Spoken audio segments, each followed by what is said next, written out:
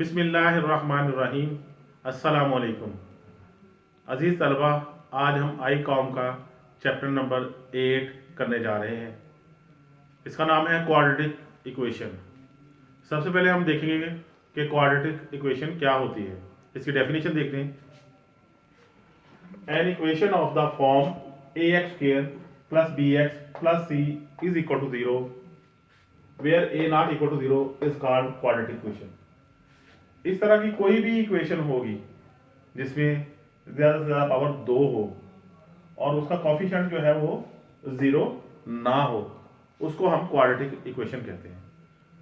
Quadratic equation जो है इसका एक दूसरा नाम भी है, it is also called second degree polynomial in X. इसको सेकंड डिग्री पॉलिनोमियल भी कहते हैं क्योंकि इसमें वेरिएबल एक्स है, इसलिए second degree polynomial in X है। अगर यहाँ A Y square B Y plus C आ जाए इज इक्वल टू 0 आ जाए तो वो सेकंड डिग्री पॉलिनोमियल वाई में होगी। अब क्वाड्रेटिक इक्वेशन को सॉल्व करने के जो है ना वो 3 मेथड्स हैं हमारे पास।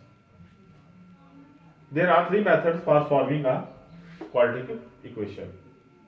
बाय फैक्टराइजेशन है, सेकंड है बाय कंप्लीटिंग स्क्वायर, थर्ड है बाय अप्लाइंग क्वाड्रेटिक फार्मूला। ये 3 बेसिक मेथड है इसको सॉल्व करने के। नोट के तौर पे एक बात याद रखनी है, solution of quadratic equation are called its roots. जो क्वाड्रेटिक इक्वेशन के सॉल्यूशंस आते हैं वो इसके रूट कहलाते हैं। एक दफा हम फिर देख लेते हैं कि क्वाड्रेटिक इक्वेशन क्या है। An equation of the form a x square plus b x plus c is equal to 0 where a not equal to 0 is called the quadratic equation. इस तरह की कोई भी इक्वेशन हो हमारे पास वो क्वाड्रेटिक इक्वेशन कहलाएगी। It is also called second degree polynomial in X. इसको हम सेकंड डिग्री पॉलिनोमियल भी कहते हैं। अगर वेरिएबल एक्स यूज हो रहा है तो ये सेकंड डिग्री पॉलिनोमियल एक्स में होगी, अगर वेरिएबल वाई है तो second degree polynomial in y होगी। अब इसको सॉल्व करने के हमारे पास 3 मेथड्स हैं। पहला मेथड है बाय फैक्टराइजेशन, सेकंड है कंप्लीटिंग स्क्वायर, थर्ड है बाय अप्लाइंग क्वाड्रेटिक फार्मूला। एक बात याद रखने की है कि जो इसके सॉल्यूशंस आएंगे वो इसके रूट कहलाते हैं। अब हम इसकी एक एग्जांपल्स करते हैं इसके सॉल्यूशन की। सबसे पहले हम फैक्टराइजेशन का मेथड देखेंगे। हमारे पास एक इक्वेशन है x square minus 7x plus 10 is equal to 0। इस बाय फैक्टराइजेशन करने के लिए हमने सबसे पहले एक्स स्क्वायर का कोएफिशिएंट देखना है, वो कितना है, वो है 1। फिर कांस्टेंट वो है 10। इन दोनों को हमने मल्टीप्लाई कर दिया। फिर समझ लें, सबसे पहले हमने एक्स स्क्वायर का कोएफिशिएंट और जो कांस्टेंट टर्म है इनको मल्टीप्लाई कर लिया। मल्टीप्लाई करने के बाद हमारे पास कोई आंसर आ जाएगा, 10 आ गया जैसे। अब हमने इसके 2 फैक्टर ऐसे बनाने हैं कि उनको ऐड करें तो ये आ जाए और मल्टीप्लाई करें तो दोबारा 10 आ जाए। तो 10 के हम सारे फैक्टर लिख देते हैं। एक तो यही बनेगा, दूसरा है 2 इंटू 5। तो ये 2 और 5 जो है वो मिलकर 7 बना सकते हैं। तो इसका मतलब है हम इस 7x को 2 टर्म में जो है ना वो ब्रेक कर लेंगे। इसको हम लिख लेंगे एक्स स्क्वायर माइनस 5x और माइनस 2x। 7x को हमने 5x और 2x लिखा यहां से कि ये 2 टर्म ऐसी हैं जिनको हम ऐड कर लें तो 7 आता है, मल्टीप्लाई कर लें तो 10 आता है। अब 2-2 करके इनमें से जो है ना वो कॉमन निकाल के पहले 2 टर्म में से कॉमन x निकलता है, यहां से x बचेगा और इधर से 5। इन दोनों में से जो है वो 2 कॉमन आते हैं तो यहां से x बचेगा। क्योंकि बाहर माइनस की अलामत है तो ये वाली अलामत तब्दील हो जाएगी और 5 2 10।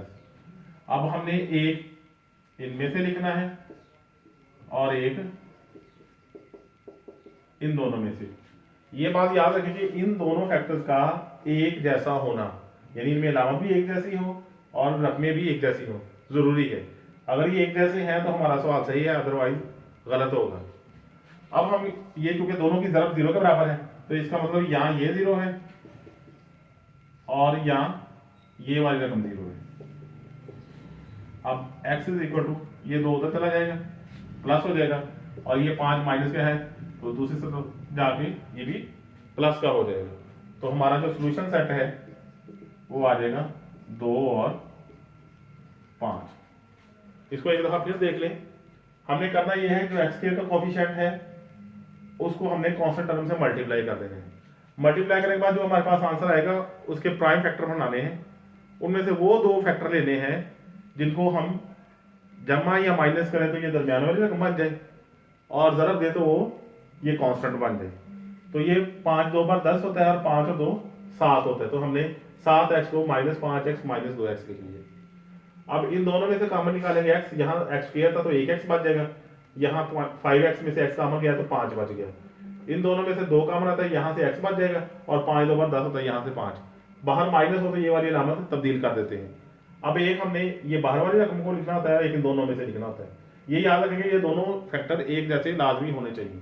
अब इसको अलग से 0 रख लेंगे, इसको अलग से 0 रख लेंगे, क्योंकि ये 2 की प्रोडक्ट 0 है तो लाजमी बात है या ये 0 होगा या ये वाला फैक्टर 0 होगा। अब यहाँ -2 है तो दूसरी तरफ जाके प्लस हो जाएगा, ये -5 है तो ये दूसरी तरफ जाकर +5 हो जाएगी। तो ये हमारा सोल्यूशन सेट जो है 2 और 5 आ गया। यानी इस क्वाड्रेटिक इक्वेशन के जो रूट है वो 2 और 5 है।